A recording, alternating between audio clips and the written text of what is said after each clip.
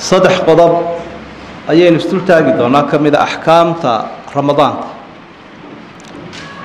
قدام إنه كسر هذا الله أركانتي شروطي يوحيابي بريني قضب كوروح وشيء الله يقالنا في الفقه الإسلامي مستحبات الصيام صومك وحيابها سنها طبعا كان الريموت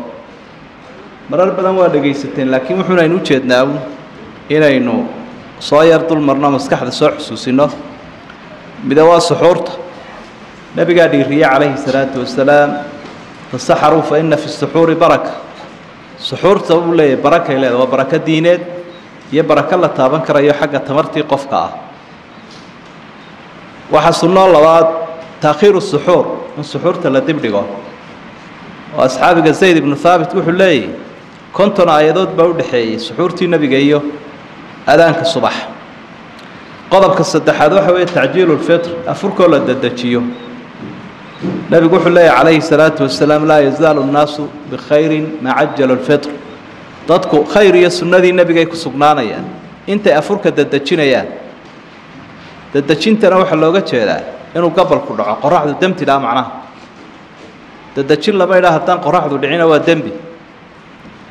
hadday caddaato qoraxdii oo aan dhicin in la afurayna waa lagu soo celinayaa maalinka oo waa la qallaynayaa waxa afraad oo sunnaa ducaa cinda alfitr marka la afurayo in la ducaysto waa la iska ilaawaa intaasee ha la xusuusnaado hungurigaa dadka yaro qaada iyo gaajadooda kadibna ma la aadaamaydaa sida loo hayaa la leefsiiyaa laakiin cinda alfitri waa marka afurku taagan yahay للصائم عند فطره دعوة ما ترد أفرك وحولي أكتيس قفك الصومان الدعاء أن لعلم بالنبي عليه الصلاة والسلام صدح ذا دعاء لعلم بكتشرته وحشنا هذا الصنياشة كم إذا الفطر على الرضبات أو التمر أو الحصوات من الماء سيدو النبي يقول حكو أفرين لقوا أفرا ونكس حبضا حسيدة تمرتا أدي لو أنا تمرتا أدي لو أنا بيصافية waxa lixaad sunnayaasha kamida iftaar saayimiin dadka sooman in la afuriyo wuxuu nabigu leeyahay calayhi salaatu wasalaam qofka sooman qofka afursiya wuxuu leeyahay abaalmarintu helay ajarkiisa in la eg ka sooman intuu helay in la eg baad leedahay waxa toddobaad sunnayaasha kamida ikthaaru sadaqa in sadaqada la badiyo sadaqadii kale caamka ahay ee sunnaha ahay intuu qofku kari karayo nabiguna sidaas uu ahaa ramadaan buu sadaqadiisu sii badnayd waxa sideedaad oo sunnaa qiraa'atul qur'aan kathiran qur'aanka ilaahay oo la akhriyo bishii maadaama ay tahay bishii qur'aanka habeenkiina ha la akhriyo maalintiina ha la akhriyo ha la noolaado waanu shafaaco qaadaya qur'aanka kariimka ah nabi maxamed calayhi salaatu wasalaam qur'aanka wuxuu akhriyi jiray ramadaanta intii hore in ka badan ملك الله إلى ملك الجبريل لبتشر بولا لما ينشروا للسوعينية أما سنة كي والبهال مر سنة كلنتين لبتشر بولا سوعية سبع وحوي صوت آخرين وحى سجالات صنع الكف عما يتنافى مع الصيام إن صوم كوحي شبينا يا أما لما يأجر كيس لغير أيه ذنوب تقولي فعل بله أرق أفك مقلك تابشذا معناها هذا الذي حماية أنت فراه بضن إنه بطنا من لم يدع قول الزور والعمل به فليس لله حاجة في أن يدع طعامه وشرابه رسول كان نوح الله صلى الله عليه وسلم قفك أن يسكدين هذا الكحن هي استعمال كيس إلى هاي مراد كمالها إنه يسكد يز عندي سي عبديس وحلقة سوما يا عندي يا عبد وقرا ما هي ووحي حران ودم وحتى بناضوا صنياشة كم ذا الاعتمار في رمضان بشهر رمضان نحذي ذين عمرة في رمضان تعدل حجة حج بيقولك أنت عمرة الله صاع عمرة السنة هي بشهر رمضان طبعا كاشي واصل نياش واحد يروح يا والله إلى هذا مباحات الصيام قفك الصومان وبنار ومباحة تذكر قاركودنا أي كشكي كران ولا مودي كران وكبرينيو إن كستوع علماء قاركودنا مكروهات الصيام كتل بابان صومك وحيابها أنفي عينين قال واحد هو كويس كبرنانت قال لكن وحياه لقى في عين عبران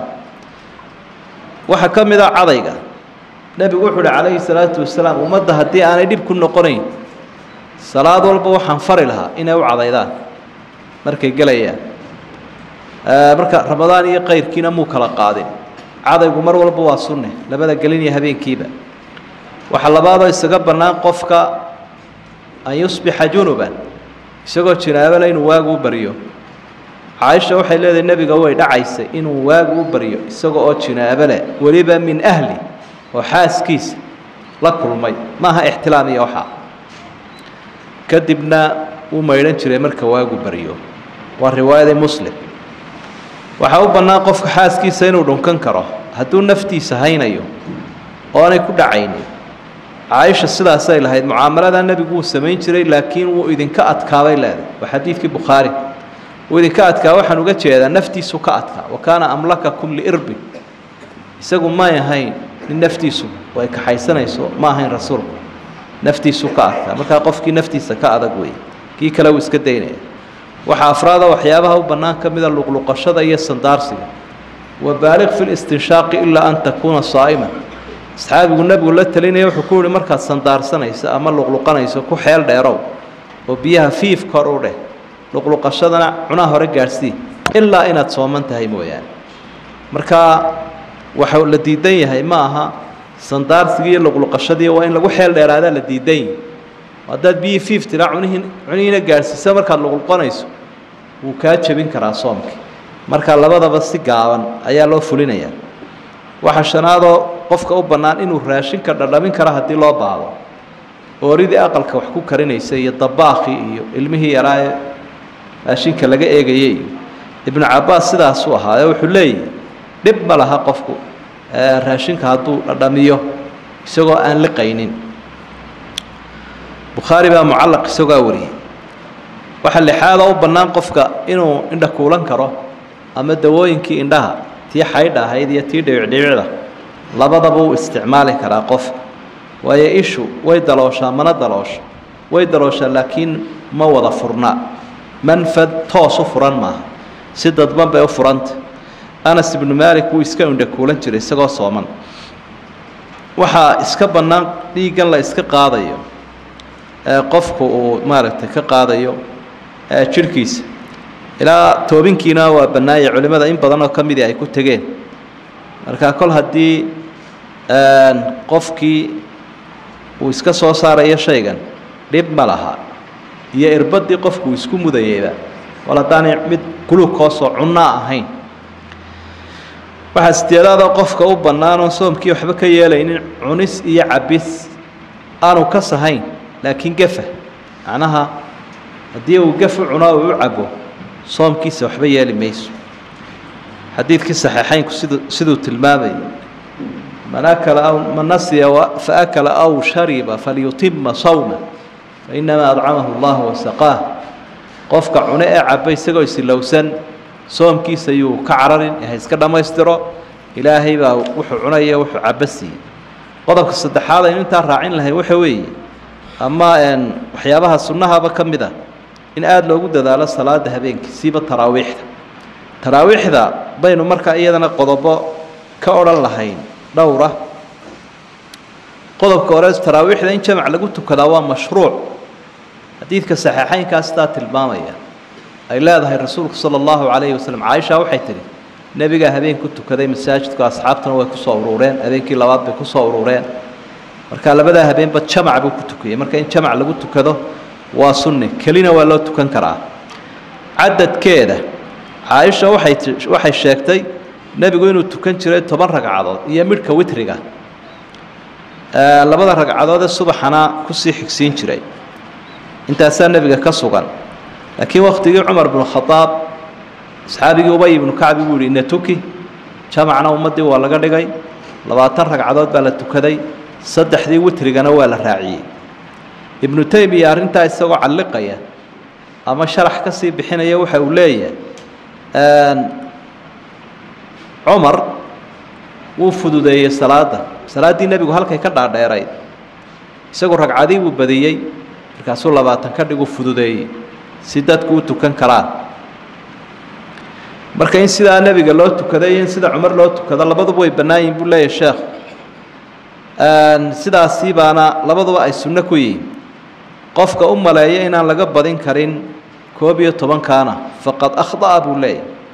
واقف جمهور العلماء الساسي وبدين يعني هذا ولا تكنكر على بعض السياط بقى سيدي النبي يقول كوبية طبعا كاسير أما صدحية طبعا دوري الله كاسين أصحابتي النبي محمد بأسكوا وافقي ويجوا واحد معارض يعني وترين ساوى التكذي يا عمر بن الخطاب هرمود وقاه waxa kamida taraawixda sunnayaasheeda in imaamka lala dhamaysto oo nabi maxamed wuxuu yiri salaatu wasalaam xadiis saxiix ah tirmidhi warinayo qofka imaamka la dhamaysto salaada ee aan kaga bartagin wuxuu ka dhigan yahay inuu habeenkaas oo dhan cibaado u taagnaa macnaa ajrigii la siin lahaa qof caawo oo dhan cibaado u taagan ayuu helayaa sunnayaasha waxa kamida inuu qofku daa cilmi u leeyahay cibaadadan ama aan ilaahneel inaad ogaato أحكامتي كمية لبض السيود بين لو تكن كرا أفرافر لبا لح سديد أنت بالله سرعة عين كرا محل آخرية تراويح ذا وإحنا بقى كسوغان وقرآن هو قاري متشرو قال بوا أنت إسلكرت قال سدح جس كريا قار كريا هل جس قار نص كريا قال بوا أنت كريس سلفنا الصالح وحيس كتش على ينون هل مر القرآن كلا قلنا ما يو عبادة ذا هذينك ودقها للصوت مرية قرآن marka hadii qayb taraawixda lagu tukado qaybta kalena taajudka in la raaciyo sunnayaasha waxa kamida witriga in loo dambaysiiyo salaada habeenkii tukanayso haday witri tahay iyo haday taraawix tahayba nabi maxamed wuxuu calayhi salaatu wasalaam isagoo witriga inagu dhiri galinaya aw turu ya ahla alquraan fa inna allaha witrun wa yuhibbu alwitr ama yuhibbu alwitr inna allaha witrun yuhibbu alwitr قرآن كدتك يهل كوها وصلاة وترك كذا إلهينا ووتريا وحانو تعليه هاي وترك وتعليه بيستينا يا روح الشيء يا حديث كصحيحين كقصة آيات الماما يا صلاة وحودا بيانا ونقانا يا مدكلية اجعلوا آخر صلاتكم بالليل وترا صلاة هذين كيتو كان إنسان من قدام بيسية تراويح تهي تهاجد تهي هذا على قفك إنه وترجي قدمنا ما سوى علينا أيه وحاول دليل حديث كذا القبن علي أحمد وورينا الصحيحها لا وتران في الليل لا وترها بين كلي لما ودت كان كراه وأما كابينا ضد كل كتهاجد كرت كان يهتاد وترجي تراويح الراعس مركز تهاجد كسوى علينا هدي حق هراء كتك تندي تهاجد كون راعي وقتك عبادة تراويح ووحي كدن بيا سنها عشايقة وحان عبادة هبينك وقتك الصعونة إلى إن كانوا واقوا ضلاعين أو تروا قبل أن تصبحوا وترق وضع يا عبادة هبينك إلى إن كان صلاة ضلاعين برسولك يري صلى الله عليه وسلم مرسى هدي واقوا ضلاعه متشره صلاة وقتك دو استاغي من أدرك الصبح ولم يوتر فلا وتر له قفك واقو بريو وتر ما تشرب النبي عليه الصلاة والسلام ما هبونا هدير رمضان لقى بحينا الصلاة كتكتها بينك يا تكنيس عبد الله نبي قالت لي عليه الصلاة والسلام وحانو كول عبد الله بن عمرو سيده هبلها النقرن صلاة بتكنشر هبينك يو اسكداي مركا إلهي وحو جعلي عمل كلا جوجتيو تبنيرا قضبنا وحين كأرن لهين آداب التراويح وهذا ما أقوله وأستغفر الله السلام عليكم ورحمة الله وبركاته